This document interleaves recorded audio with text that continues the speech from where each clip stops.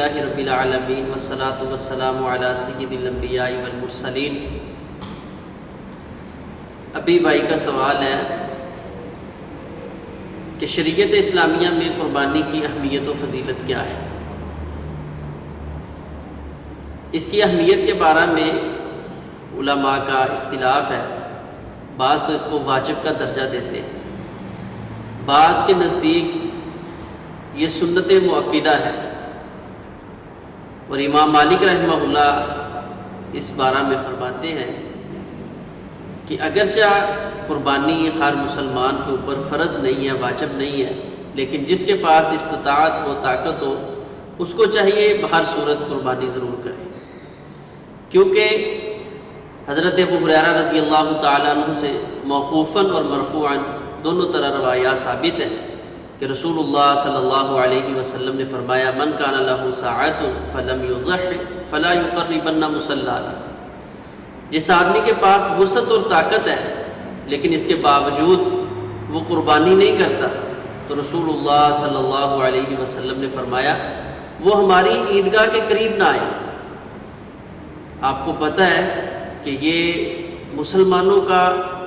سالانہ اجتماع ہے، تو اس موقع پہ رسول اللہ صلی اللہ علیہ وسلم نے ایسی عورتیں جس نے نماز نہیں ادا کرنی اس کو بھی تلقین کی ہے کہ وہ ضرور عیدگاہ کی طرف آئے، لیکن اس شخص کو اس اجتماع اسلامی میں آنے کی دعوت نہیں دی بلکہ روکا ہے کہ وہ ہماری عیدگاہ کے قریب نہ آئے جو قربانی کی طاقت نہیں رکھتا، طاقت رکھنے کے باوجود جو ہے وہ قربانی نہیں کرتا۔ تو اس لیے اس کی بہت زیادہ اہمیت ہے۔ رسول اللہ صلی اللہ علیہ وسلم نے حضرت عبداللہ بن عمر رضی اللہ تعالیٰ عنہ سے روایت ہے 10 سال مدینہ میں رہے ہیں اور آپ نے قربانی کو نہیں چھوڑا، اور حجۃ الوداع کے موقع پہ تو خصوصی طور پہ رسول اللہ صلی اللہ علیہ وسلم نے 100 اونٹ، 1 گائے، 2 بکرے اللہ کے راستے میں صدقہ کیے،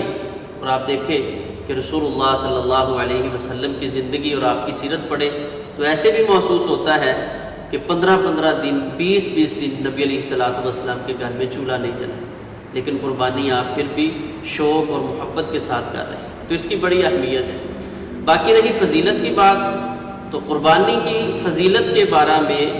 علماء کا اس بات پہ اتفاق ہے کہ کوئی ایسی صحیح حدیث موجود نہیں ہے جس کے اندر قربانی کی کوئی فضیلت ملتی ہے۔ ضعیف روایات آتی ہیں، نبی علیہ الصلوۃ والسلام نے فرمایا اپنے جانوروں کو موٹا تازہ فربا کرو، یہ پل صراط کے اوپر آپ کے لیے سواریاں ہیں، اسی طرح ہر بال کے برابر جو ہے ثواب ملتا ہے صدقہ کا۔ تو ایسی کوئی روایت رسول اللہ صلی اللہ علیہ وسلم سے باسط صحیح ثابت نہیں ہے۔ اہمیت بہت زیادہ ہے، باقی اس کی عظمت حضرت ابراہیم علیہ السلام کی مناسبت سے اور یہ اپنے معنی کے اعتبار سے اللہ کا قرب حاصل کرنے کا ایک بہترین ذریعہ اور رسول اللہ صلی اللہ علیہ وسلم کی پسندیدہ سنت ہے۔ اس کے علاوہ قرآن و سنت میں اس کی کوئی فضیلت ثابت نہیں ہے۔